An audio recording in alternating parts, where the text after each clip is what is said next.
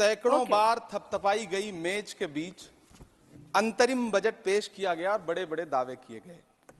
देश ये कैसा बनाया आपने, लूट कर पैसा बनाया आपने, देखिए जलते दिए भी बुझ गए, अजब दीपक राग गाया आपने। मैम,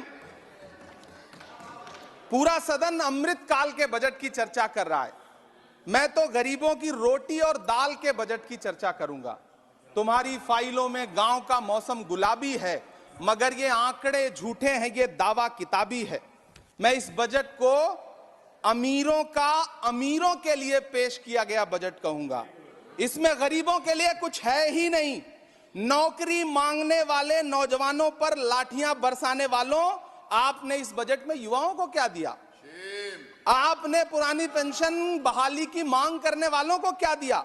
सालों से अपने लिए छत तलाश रहे लोगों को आपने इस बजट में क्या दिया? और फिर आपको पूरी उम्मीद है कि पूरा देश आपके इस पेश किए गए बजट पे लहालोट हो जाए, तालियां पीटे, मंगल गान गाए। कैसे संभव है? मैं सदन में खड़ा होकर के इस बजट पे चर्चा करते हुए कहना चाहता हूं कि इस बजट में फुटपाथ पर रहने वाले, छप्परों में रहने वाले, झुग्गियों में रहने वालों के लिए क्या है, उनके लिए क्या है जो प्रधानमंत्री के किए गए वायदों की बाट जोह रहे हैं। हर साल फरवरी की खूबसूरत सुबह और सजी हुई संसद से बरसते हुए झूठे वायदों की जवाबदेही कौन तय करेगा? कौन बताएगा कि 2022 में प्रधानमंत्री जी जो सबको पक्का मकान देने वाला वायदा किए थे उसका क्या हुआ? लोगों के सरों पर छत देने वाले प्रधानमंत्री जी के जुमलों से अलग उन्हें यह क्यों नहीं दिखता कि राज्यों में बैठे हुए उनके नुमाइंदे लोगों के सरों की छतें उजाड़ रहे हैं? उत्तर प्रदेश हो, असम हो, जम्मू कश्मीर हो, मध्य प्रदेश हो, भाजपा शासित राज्यों के बुलडोजर न सिर्फ लोगों के घरों को उजाड़ रहे हैं बल्कि कुचल रहे हैं लोकतंत्र को, संविधान को, अदालतों के मेयार को। मैम, मैं आंकड़ों की बाजीगरी से अलग हट करके इस बजट पर एक बात कहना चाहता हूं। आंकड़े तो ऐसे हैं इस बजट के, ये कह रहे हैं 4 करोड़, वित्त मंत्री जी 3 करोड़ कहती हैं, प्रधानमंत्री जी 4 करोड़ कहते हैं। पहले तो आप इस झूठ में ही आपस में ही सलट लीजिए कि 4 करोड़ सही है या 3 करोड़ सही है। आंकड़े तो ऐसे हैं इस बजट के मैम कि जो सुने वो बस पथराई आंखें लेकर किंग कर्तव्य विमूढ़ हो जाए। लेकिन झील में पानी बरसता है हमारे देश में, झील में पानी बरसता है हमारे देश में, खेत पानी को तरसता है हमारे देश में, जिंदगी का हाल खस्ता है हमारे देश में, दूध महंगा खून सस्ता है हमारे देश में।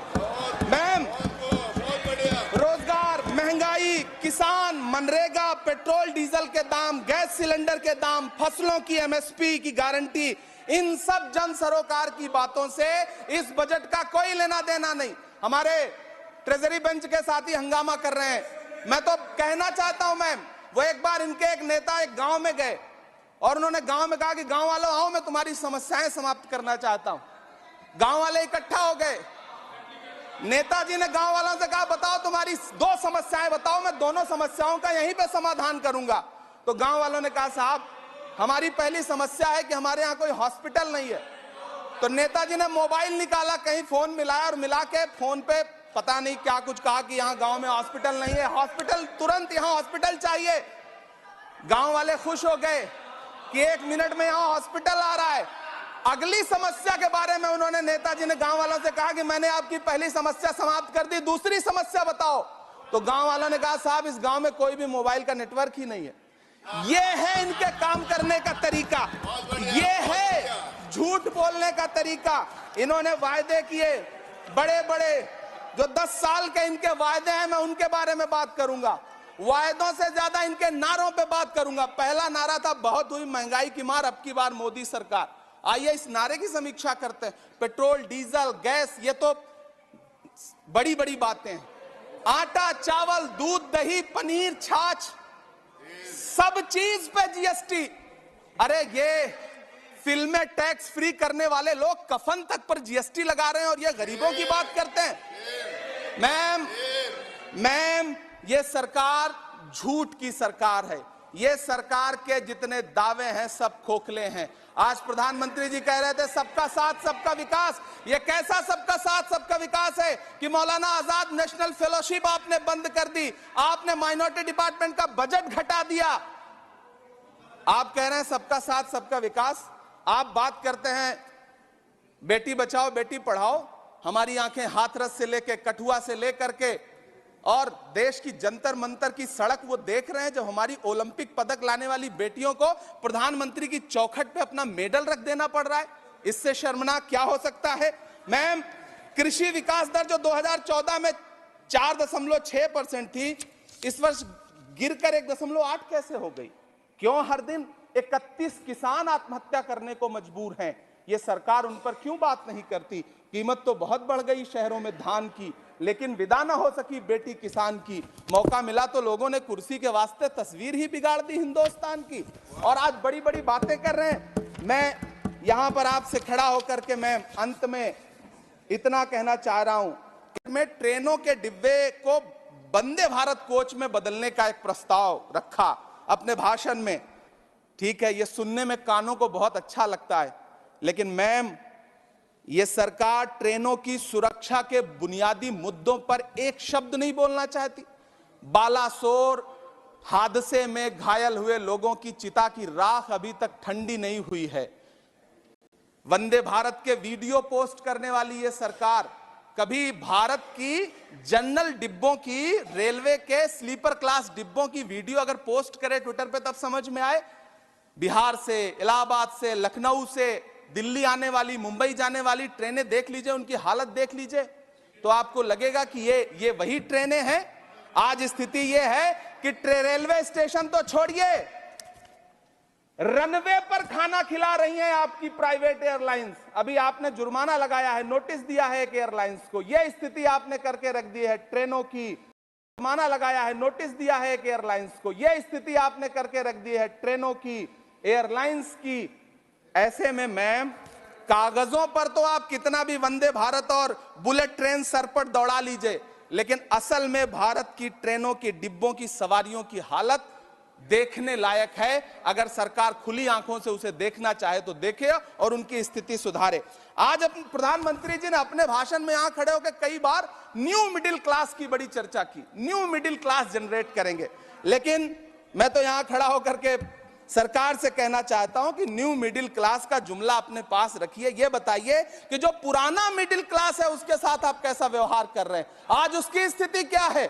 आप अमीरों के कर्जे माफ कर रहे हैं, उद्योगपतियों के कर्जे माफ कर रहे हैं, और यहां स्थिति यह हो गई है कि जो मिडिल क्लास, उसकी जो रोजमर्रा की जरूरत की चीजें हैं उस तक पर आपने जीएसटी लगा रखी है। आप फिल्में टैक्स फ्री करते हैं, लेकिन स्टूडेंट्स के प्रतियोगी परीक्षाओं के फॉर्म की फीस नहीं माफ कर सकते। आपको बाकी जगहों पर टैक्स लेना है, हर जगह टैक्स लेना है। मिडिल क्लास से आपका कोई रिश्ता नहीं। मिडिल क्लास तो आपसे कह रहा है कि मोहब्बत, भाईचारे के दीवाने दिन ही लौटा दो, वो सस्ती दाल सब्जी के सुहाने दिन ही लौटा दो।